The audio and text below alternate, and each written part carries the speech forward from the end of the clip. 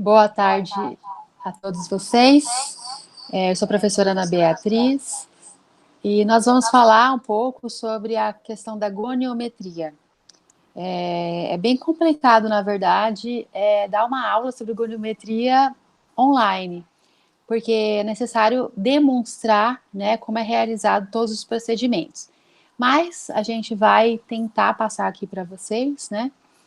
E aí as dúvidas a gente pode depois, quando as aulas retornarem, fazer aula prática para poder correr atrás, né, das dificuldades, né,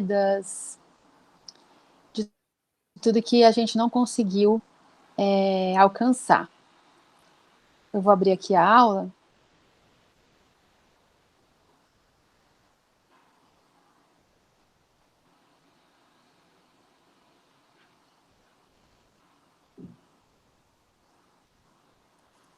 Bom, então a goniometria, ela é um método de avaliação para a gente determinar amplitude de movimento. Quantos graus, né, a gente tem naquela articulação de movimento. E antes da gente fazer a goniometria propriamente dita, a gente precisa ter uma noção dos planos de movimento e dos eixos da anatomia. Lá que a gente viu nas aulas de anatomia, né, as posições funcionais, anatômicas, os planos, os eixos. Então a gente vai resgatar um pouquinho dessa informação aqui com vocês, até mesmo para avaliar a amplitude de movimento de todas as articulações que a gente pretende avaliar.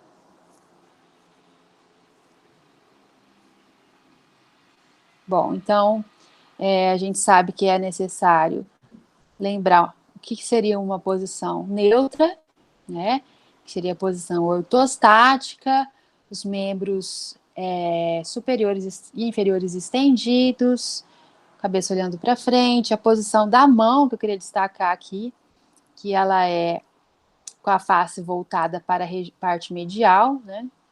A posição anatômica já seria a mesma posição, só que com a face da mão voltada para a região anterior, parte anterior do corpo. E a funcional seria, ao invés dos dedos estendidos, como nas duas posições anteriores, os dedos das mãos em semiflexão, deixando aquela posição mais funcional. Em relação aos planos e eixos, a gente tem 3 planos e 3 eixos. O plano sagital, que divide o corpo em uma parte direita e outra esquerda, então ele vem dividindo, né, o hemicorpo. O plano frontal divide também o corpo em 2 partes, a parte anterior do corpo e a parte posterior. E o eixo transversal, que divide o corpo na parte superior e na parte inferior. Sobre cada um desses planos passam alguns eixos, ok? Então, a gente tem o eixo médio-lateral, que vem de um lado para o outro do corpo, né? Da parte direita para a esquerda e vice-versa. O eixo antero-posterior, que vem da região anterior do corpo para a posterior, e o eixo vertical, que seria a linha da gravidade, que vem de cima para baixo. No plano sagital, a gente tem alguns movimentos que são realizados nesse plano. A maioria são os movimentos de flexão e de extensão. Por exemplo, aqui a gente tem a flexão e a extensão do cotovelo, do ombro, né? A gente tem a flexão e extensão do joelho, do quadril e do tornozelo.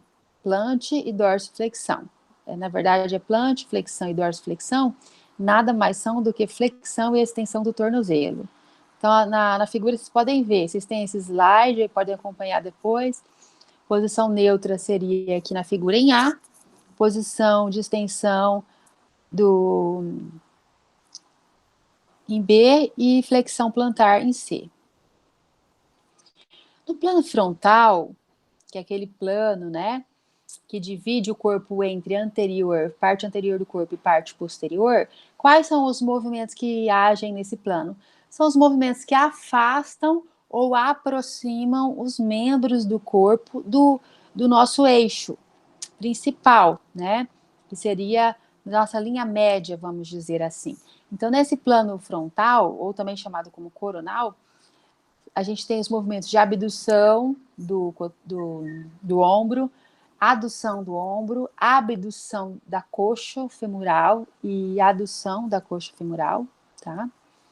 Então, todos os movimentos que afastam os membros e aproximam. A gente tem também dos dedos, adução e abdução dos dedos, que seria afastamento e aproximação em relação à linha média, tanto dos dedos dos pés como dos dedos da mão. A gente tem a inclinação lateral da coluna, então a inclinação direita e esquerda da coluna vertebral, e também o desvio radial e ulnar, ok? No plano transverso, a gente tem todos os movimentos que acontecem nesse plano, são os movimentos de rotação.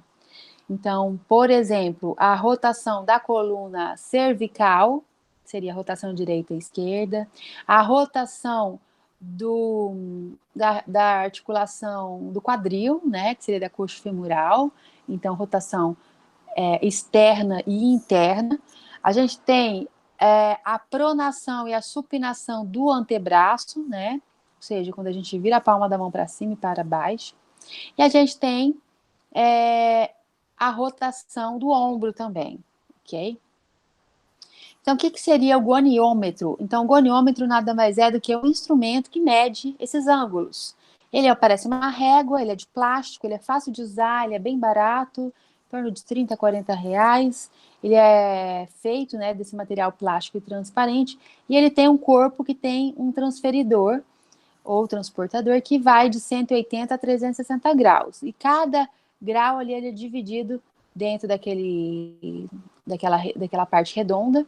Então, a gente pode avaliar quantos graus a articulação se movimentou durante aquele movimento, tá? Então, para isso, a gente tem no mercado vários goniômetros, né? A gente tem os maiores, os menores, mas todos servem para o mesmo fim. O que é interessante a gente saber da técnica, né? A gente precisa explicar a técnica para o nosso paciente, posicionar o paciente da melhor maneira. Então, para avaliar, por exemplo, a pronossupinação, como que eu vou posicionar esse paciente? Para cada movimento tem uma posição adequada. A gente vai estabilizar o segmento para que ele não venha compensar. Então, às vezes, vai fazer a extensão da coluna cervical. Ele pode estender, às vezes, a coluna torácica e fraudar o movimento. Então, a gente tem que estabilizar os outros segmentos corporais para que não haja movimento de outros setores do corpo, apenas da região que você quer medir. A gente vai palpar os reparos ósseos mais próximos daquela articulação que a gente quer medir, vai pedir para ele fazer o movimento, medir o arco de movimento, ler na régua, né, do goniômetro e registrar anotando esses valores. E depois a gente vai comparar com o valor de normalidade para ver se está dentro ou está fora dos parâmetros de normalidade considerado para a pessoa adulta. Então, a gente pode também trabalhar com o ângulo útil. O que significa isso? Por exemplo, às vezes você vai começar a medir uma articulação em 90 graus. Então, a posição do goniômetro vai estar em 90 graus, certo? Só que aquilo ali é considerado zero. Por quê? Porque a gente vai começar a medir a partir dali. Então, se você começou a medir, estava em 90, ele foi até 110, na verdade, o ângulo útil foi 20 graus, que é aquilo que se movimentou, certo? Então, isso significa o que seria ângulo útil. É legal ter uma ficha para você anotar isso com os dados do seu paciente, né? Inclusive, dizendo nessa ficha o que você está avaliando, se é a flexão, se é a extensão, se é a abdução, adução. Se é o membro direito ou esquerdo, né? Porque pode variar, às vezes no ombro direito ele vai até 180 graus de abdução do ombro, no esquerdo ele vai até a 50, por exemplo. Para a gente comparar, então, o membro direito com o esquerdo. E também nessa ficha tem que ser anotado a data da avaliação, porque a gente tem que ter uma ideia de data, né, de tempo cronológico, o nome do paciente, o nome do avaliador, né, e outras informações que você julgar necessárias. Vamos falar um pouquinho da coluna, então? A goniometria da coluna, a gente vai dividir também goniometria da região cervical e da região tóraco-lombar. Então, inicialmente, vamos falar da região cervical. Eu quero medir a flexão e a extensão da região cervical. Como que eu vou trabalhar, então? Paciente sentado, coluna ereta, né, geralmente sentado numa cadeira, com a região tóraco-lombar, vamos dizer assim, estabilizada, né, para que não haja, por exemplo, uma extensão da tóraco-lombar, então vai de forma a estabilizar essa coluna que a gente não quer medir, e de modo a dar liberdade de movimento apenas para a coluna cervical. O goniômetro começa em 90 graus, a gente vai posicionar o eixo, que é essa bolinha, na região do ouvido do paciente, do pavilhão auditivo externo. O ângulo, o braço fixo é perpendicular, né? Paralelo ali à linha média, né? E o braço móvel paralelo à região do nariz, da fossa nasal. Vocês entenderem? Então, esse seria a posição 0. Eu começo em 90 graus, ok? Vou pedir para o meu paciente fazer o movimento, tá? De flexão da região cervical. E o seu goniômetro vai permanecer ali em 90 graus, certo? Na hora que ele terminar de flexionar a região cervical, você vai abaixar apenas o braço móvel. O braço que estava ali na região do nariz, você vai abaixar para que ele vá até a nova posição. E aí o ângulo que era inicialmente 90 graus vai estar ali mais ou menos em 155 a 145 graus. E aí o ângulo útil vai ser de 35 a 45 graus. Entenderam? Ok, então vamos lá. E para a extensão? Volta na figura A para avaliar a extensão. Novamente posiciona o goniômetro em 90 graus, o eixo sobre o pavilhão auditivo externo, que é o ouvido, o braço fixo alinhado com a linha média vertical da cabeça e o braço móvel sobre a fossa nasal. Pede para o paciente fazer a extensão da coluna cervical e reposiciona apenas o braço móvel para o nariz do paciente, certo? E aí faz a leitura de qual que foi o ângulo útil. Se ele estava em 90 graus, agora ele tem que estar ali mais ou menos em 45 a 35 graus, que seria 35, 45 graus de ângulo útil. Entenderam? Depois eu posso filmar, tá? Ou pedir também para as monitoras filmarem para a gente ver um vídeo em movimento, porque aqui a figura está parada, né? Ok, aqui está repetindo, seria a mesma forma de avaliar, só que em um novo posicionamento, tá? A gente vai utilizar o do primeiro, que é o livro que eu vou disponibilizar para vocês, chama Manual de Goniometria. Vamos avaliar agora a inclinação lateral da coluna cervical. Como que eu vou medir isso? Então, você vem por trás do paciente, coloca o paciente sentado, coloca o eixo sobre a apófise espinhosa de C7, então seria a sétima vértebra cervical. O braço, o goniômetro, ele vai estar em 180 graus, ou seja, 0, né? Ele não vai estar mais em 90 graus como estava anteriormente. E aí vocês vão colocar o braço fixo, alinhado com a coluna vertebral do paciente, né, para baixo, e o braço móvel apontando para cima, para o vértex. Você vai pedir para o paciente fazer uma inclinação lateral direita, né, e vai reposicionar o braço, apenas o braço móvel. O braço fixo, ele vai permanecer exatamente na mesma posição. Então, vai reposicionar o braço móvel, alinhando ali na altura do vértex, que seria o cucuruco aqui, no alto da nossa cabeça, tá? Quanto que tem que dar isso, normalidade? Normalidade 40, 45 graus, tanto para a direita quanto para a esquerda. Se o seu paciente tiver, tem só 20 graus, então ele tem uma diminuição da sua amplitude de movimento. Pode ser por encurtamento da musculatura paravertebral, encurtamento de musculatura de escaleno, esternocleido, depois a gente pode avaliar exatamente qual músculo tem espasmo. mas a gente tem uma diminuição da amplitude de movimento. Vamos para o terceiro movimento. Rotação da coluna cervical, rotação direita e esquerda. Coloco o paciente agora deitado, seria a melhor posição. Posso fazer sentado?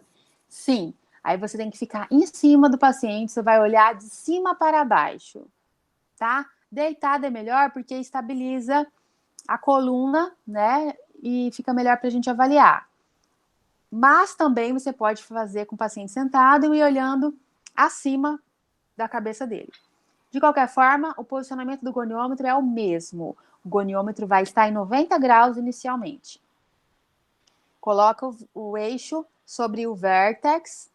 A posição do braço fixo alinhado com a linha biacromial, ou seja, toca no acrômio de um lado e do outro. Imagina uma linha que passa sobre esses dois acrômios. Ali é a linha biacromial. E o braço móvel na região do nariz, apontando ali para o nariz. Vai pedir para o paciente rodar a cabeça para o lado esquerdo e vai reposicionar apenas o braço móvel, avaliando ali quantos ângulos, qual a distância, né, que ele se movimentou. Tem que se movimentar no mínimo 60 graus para ser normal, 60 a 80. A rotação esquerda, a mesma coisa, repete para o outro lado. Começa em 90 graus, pede para o paciente rodar e reposiciona o braço móvel, ok? Lembrando que é interessante, às vezes, a gente comparar se o paciente tem um movimento voluntário ou se há um movimento passivo. Às vezes, quando a gente pega a cabeça do paciente e roda, o paciente vai uma amplitude de movimento que às vezes ele não iria se ele mesmo voluntariamente fizesse o movimento. Então é interessante a gente anotar e saber se há alguma diferença do movimento passivo para o movimento ativo. Agora vamos falar um pouquinho da coluna tóraco-lombar.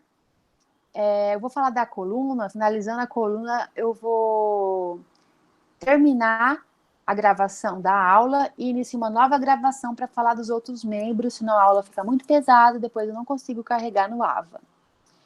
Bom, coluna tóraco-lombar. Vamos fazer a avaliação da inclinação lateral da coluna. A gente tem a inclinação direita e a inclinação esquerda.